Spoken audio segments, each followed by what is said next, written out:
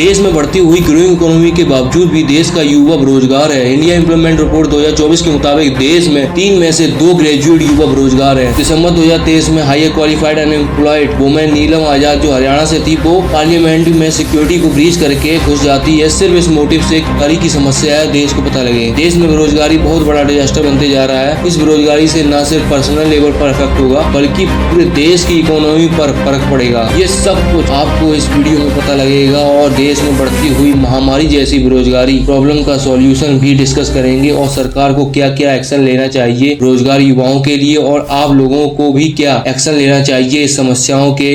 Video को and तक देखना।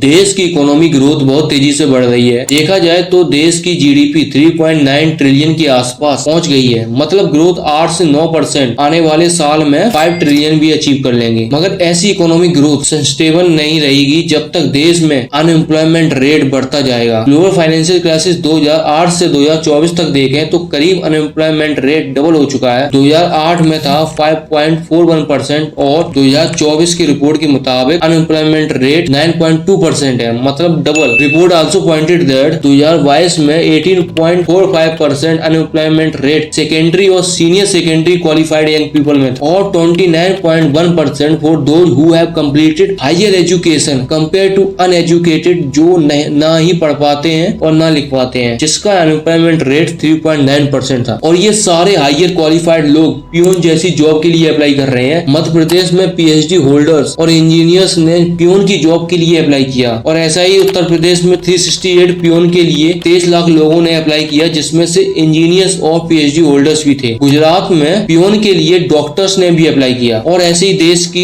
कई जगह जैसे केरला, छत्तीसगढ़, बिहार में भी हायर क्वालिफाइड लोग ऐसी जॉबों के लिए अप्लाई कर रहे हैं। मगर इतने क्वालिफाइड होने के बावजूद भी पियून के लिए अप्लाई किया जा रहा है जो इन higher qualified educated young people से बिल्कुल मैच नहीं करती है। मगर इसका रूट कॉज क्या है? इसका सिर्फ कारण यह है कि क्वालिटी ऑफ एजुकेशन नहीं मिल पाना और स्किल्स ना होना युवाओं के। मैं ये बातें सिर्फ ऐसे ही नहीं कह रहा हूँ क्योंकि मैं इस पूरे बेकार एजुकेशन सिस्टम से भी गुजरा हूँ। स्कूल से लेकर कॉलेज तक ये पूरा सिस्टम खराब है, जहाँ स्कूल में मार्क्स लाने के लिए रट रट के पढ़ना और अच्छा स्कूल लाना और जो भी पढ़ा वो एग्जाम के महीनों के अंदर भूल जाना, क्योंकि स्कूल्स में सिर्फ स्टूडेंट से फीस रटा के मार्क्स लेना और इससे उनके स्कूल्स में और एडमिशन होना और उनका बिजनेस बढ़ना। आगे कई लोग मेरी तरह स्कूलिंग के बाद आने वाली सेम कंडीशन से गुजरे होंगे। जब स्कूलिंग खत्म हो जाए तब आता है कॉलेज और कोचिंग इंस्टीट्यूशन। देश के टॉप कॉलेजेस और यूनिवर्सिटीज को छोड़कर बाकी देश में कोने कोने में कॉलेजेस हैं, मगर स्कूल्स की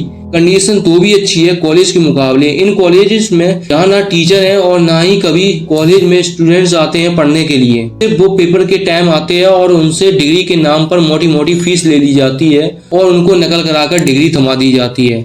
ऐसे स्टूडेंट्स के पास कौन सी नॉलेज और स्किल्स होगी जो जॉब के लिए एलिजिबल होंगे, क्योंकि ये लोग तो कभी कॉलेज गए ही नहीं, बस डिग्री लिए बैठे हैं। लेकिन हम स्टूडेंट्स की क्या गलती है? तो बेकार एजुकेशन सिस्टम पूरे देश में ऐसा ही है और जॉब की प्रिपरेशन के लिए कोचिंग वाले बिना पढ़े लिखे डिग्री होल्डर्स बालों को निशाना बनाते हैं और वो ही पढ़ाया जाता है जो उन्होंने डिग्री के टाइम नहीं पढ़ा होता है और उनको फिर एक मोटी फीस देनी पड़ती है कोचिंग वालों को। सबसे बड़ा चैलेंज है कि डे बाय डे पॉपुलेशन बढ़ना और युवाओं के पास स्किल गैप होना। अगर डेवलप्ड कंट्री के मुकाबले देखें तो देश में सर्विस सेक्टर में ग्रोथ ज्यादा देखने को मिली है कंपेयर करें कि मैन्युफैक्चरिंग से, जहां लो स्किल्ड वर्कर का काम होता है और सर्विस सेक्टर के लिए हाई स्किल्ड वर्कर चाहिए। लेकिन देश में यंग एजुकेटेड में स्किल्स की कमी होने के कारण उनको जॉब नहीं मिल पाती। सबसे बड़ा इम्पैक्ट पड़ा है देश में नई टेक्नोलॉजी आने से, जैसे कि AI आर्टिफिशियल इंटेलिजेंस, जिसने कई सारे लोगों की जॉब खा ली। क्योंकि वो काम कई घंटों में होता था किसी पर्सन के द्वारा, वो काम मात्र कुछ सेकंड में कर देता है। किसी भी देश में अगर अनएम्प्लॉयमेंट रेट ज्यादा होता है तो वहाँ की इकोनॉमिक ग्रोथ टिकाऊ नहीं रह सकती,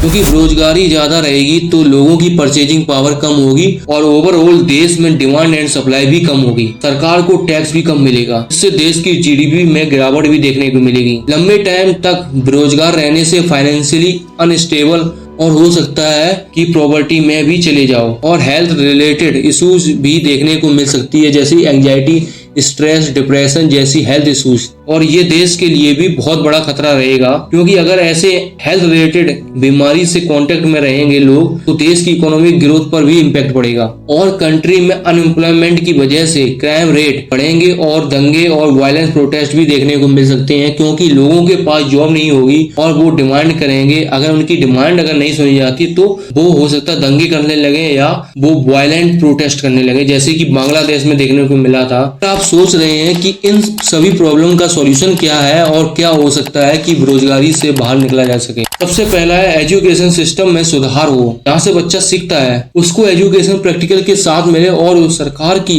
एजुकेशन पॉलिसी में स्कूल और कॉलेजेस में एक स्किल्स डेवलपमेंट का कोर्स होना चाहिए, जहाँ स्टूडेंट्स 9 से ही स्टार्ट हो जाए स्किल्स डेवलप करने में, जैसे communication skills, creativity and innovation skills, digital skills, questioning और आंसरिंग करना, ये सारे स्किल्स डेवलप होने लगे 9th के बाद। दूसरा है सरकार जॉब क्रिएट करें ज्यादा से ज्यादा, जैसे कि देश में इंफ्रास्ट्रक्चर बनवाए जिससे कि जॉब क्रिएट हो, और सरकार छोटे बिजनेसेस को ज्यादा से ज्यादा इंसेंटिव प्रोवाइड कराएं और नए नए इनोवेशन और एंटरप्रेन्योरशिप को इंकरेज करें। तीसरा है कि आप लोग क्या कर सकते हैं। देखो, सरकार आती और जाती रहती है, उनका काम है हम लोगों को टोपी पहनाना। कि आप सोचते हैं कि मेरी कास्ट वाली XYZ की सरकार आएगी तो मैं काम करा लूंगा और जॉब भी लग जाएगी। देखो, जैसे पॉपुलेशन बढ़ रही है उस हिसाब से जॉब भी कम क्रिएट हो रही है। आप फोकस करें कि कोई स्किल सीखें कि मार्केट में बहुत ज्यादा डिमांड हो, या अपना छोटा मोटा धंधा स्टार्ट कर दें। देखो, सरकार मुफ्त का राशन दे सकती है और आप लोगों से वोट ले सकती है, लेकिन सरकार किसी के घर की हालात नहीं सुधारेगी, वो आपको ही सुधारना पड़ेगा। So do it now. और अगर आपके पास बेरोजगारी जैसी प्रॉब्लम से रिलेटेड कोई भी सॉल्यूशन है तो कमेंट करके आप हमको बता सकते हैं।